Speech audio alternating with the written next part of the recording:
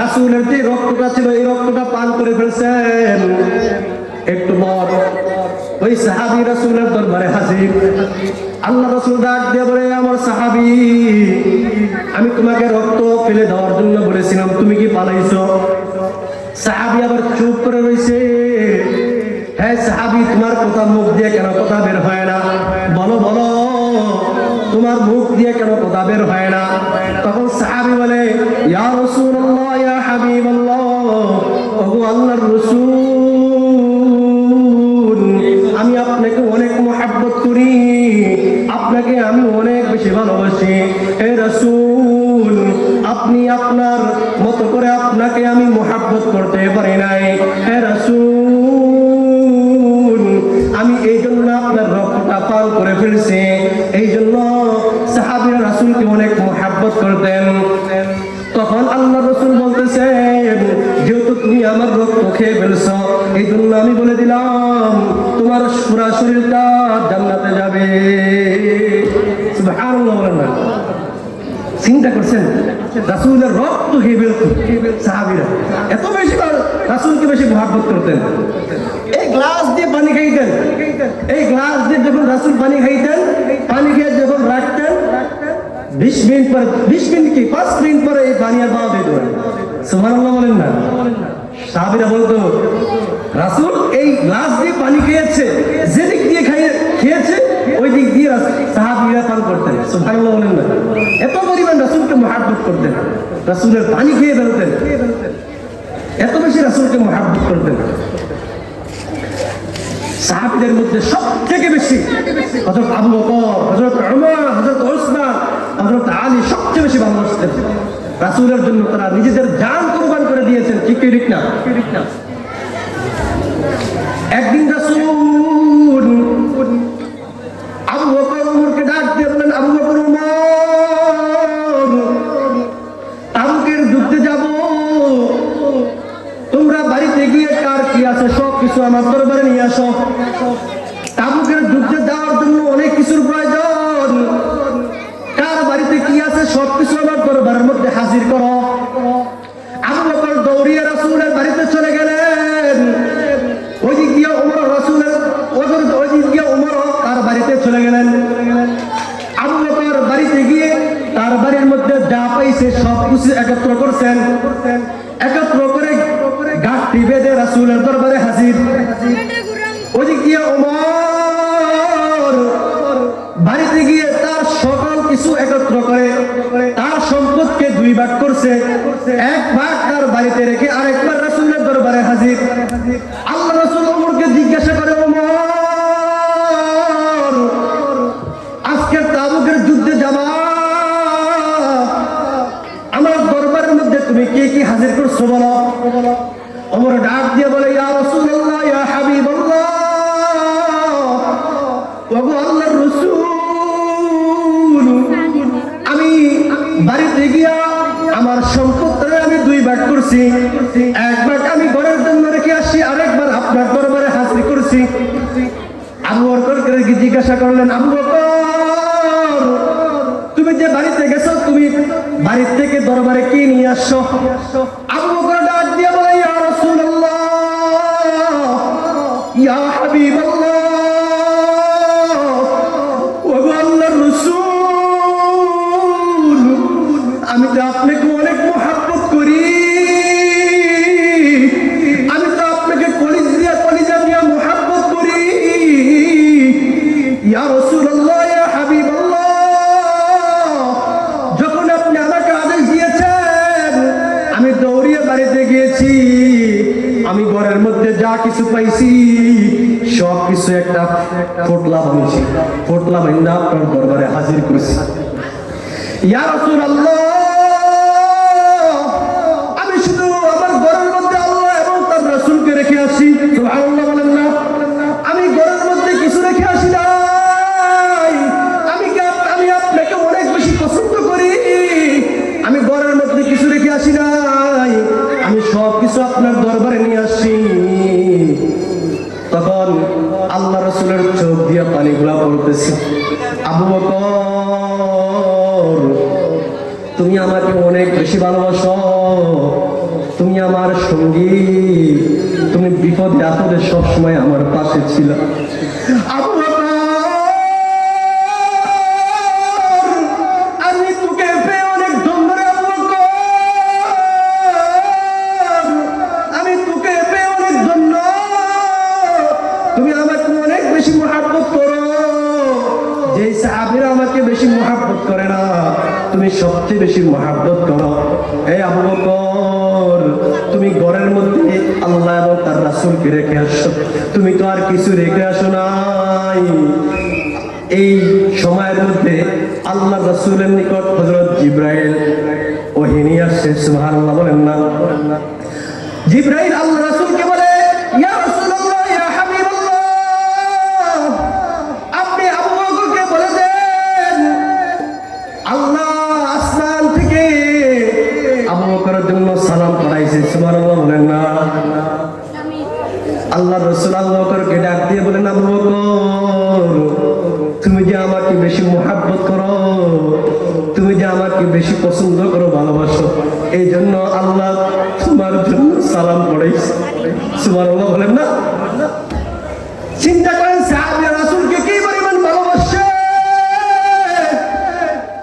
আজকে আমরা রাসূলকে মহব্বত করতে পারি না, আমরা রাসূলের আশিক হইতে পারলাম না। কয়েকদিন পর পর কিছু নাস্তিক, কিছু কুলাঙ্গার রাসূলের বিরুদ্ধে কটূক্তি করে, রাসূলকে নিয়ে গালি দেয়। তখন কোনো মুসলমান প্রতিবাদ করতে দেখি না। যাদের অন্তরের মধ্যে, কলবের মধ্যে রাসূলের মহব্বত আছে, রাসূলের মহব্বত আছে, সে আল্লাহ রাসূলের বিরুদ্ধে যে ব্যক্তি কটূক্তি করে সেই প্রতিবাদ করে। আর একটা মানুষ প্রতিবাদ করে না। কিসের আশিক হইলাম, কিসের মহব্বত করি রাসূলকে? আমরা কলবেই মহব্বত করি না, আমরা মুখে মুখে মহব্বত করি, কলবে করি না। ঠিক কি না ভাই? না না না, মুখে রাসূলকে মহব্বত করতে হবে, কলবে রাসূলকে মহব্বত করতে হবে।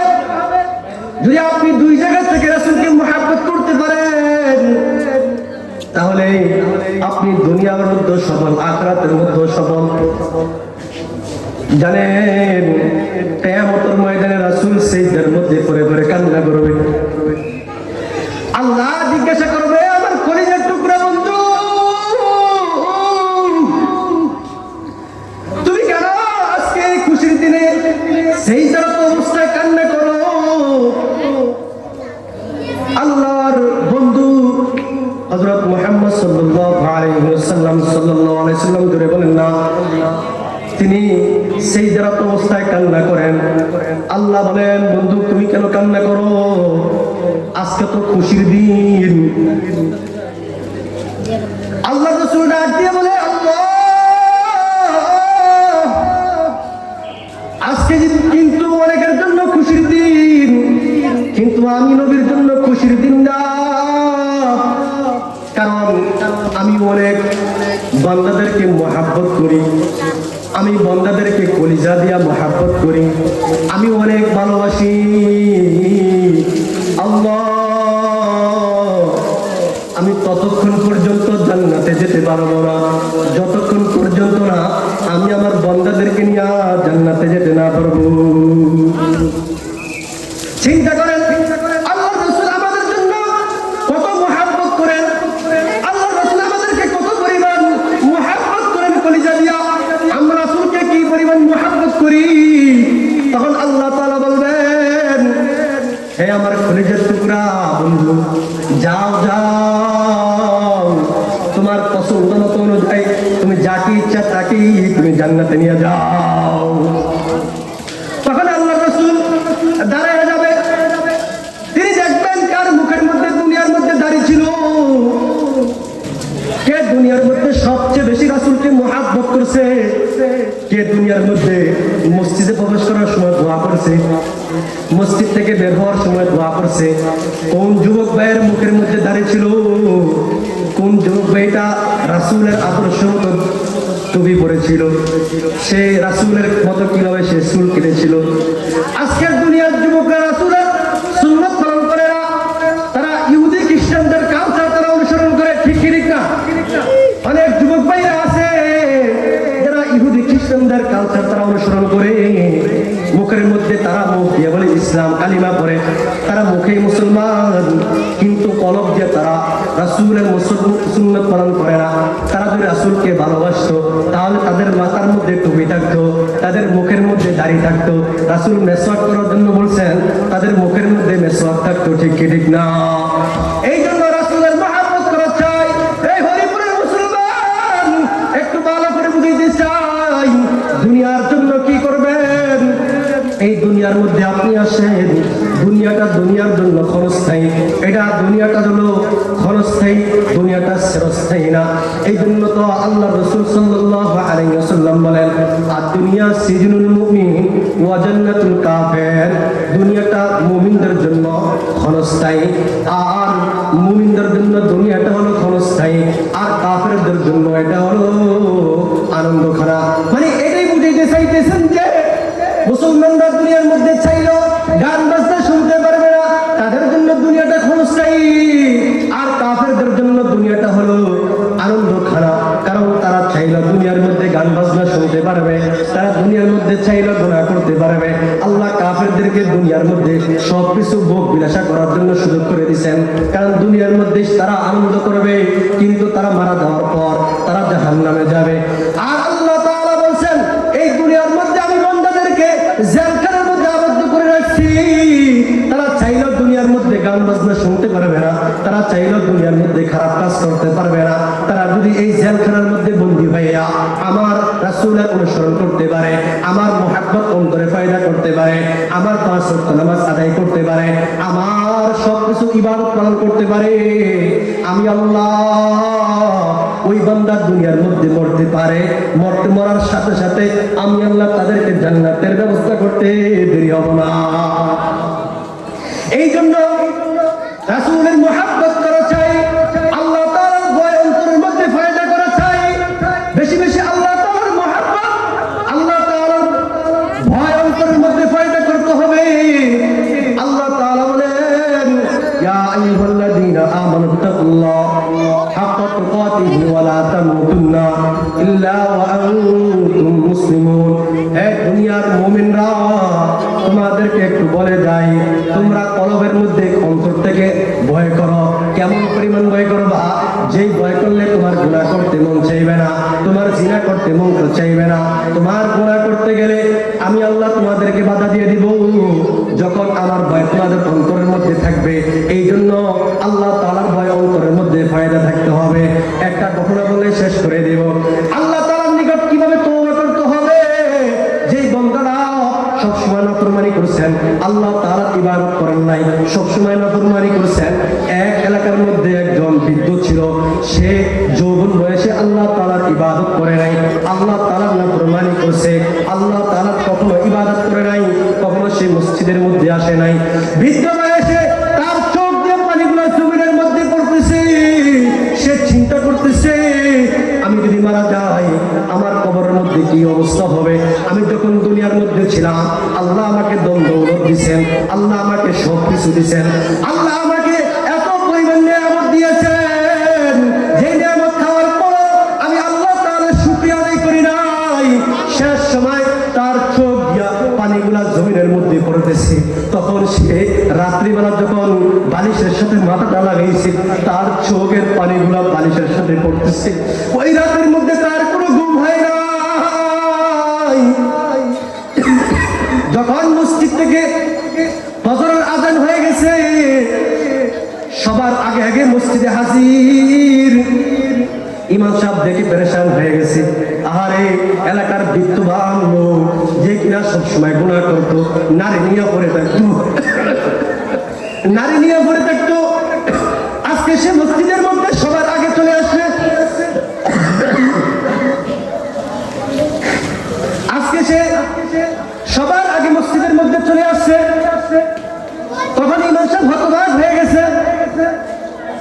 ওই বৃদ্ধ লোকটা ইমাম সাহেবকে বলে, ইমাম সাহেব আপনি আমাকে মসজিদের চাবি দেবেন, আমি মসজিদের মধ্যে প্রবেশ করব।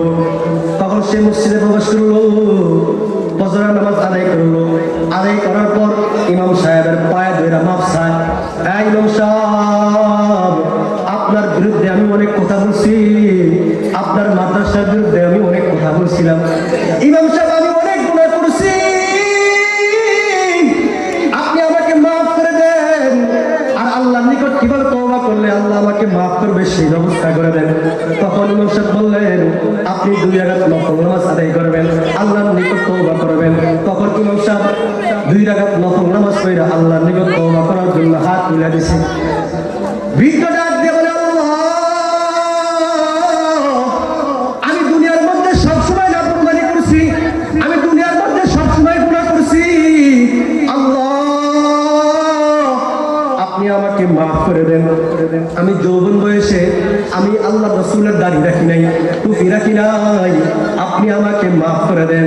যখন বৃদ্ধ আল্লাহর নিকট ক্ষমা চাইতেছে, যখন তার চোখের পানিগুলো জমিনে পড়তেছে, চোখের পানি জমিনের মধ্যে পড়তে দেরি, আল্লাহ তাআলা তার গুনাহ মাফ করতে দেরি হয় নাই। এই জন্য শেষ সময় আল্লাহর নিকট তওবা করা, কি করা? তওবা করা। শেষ সময় আল্লাহর নিকট তওবা করতে হবে গুনাহ করলে। আল্লাহ তাআলা আমাকে এবং আপনাদেরকে আমল করার তৌফিক দান করুন। সকলে বলেন আমিন। ওয়া আখিরি দাওয়ানা আলহামদুলিল্লাহি রাব্বিল আলামিন। আসসালামু আলাইকুম ওয়া রাহমাতুল্লাহ।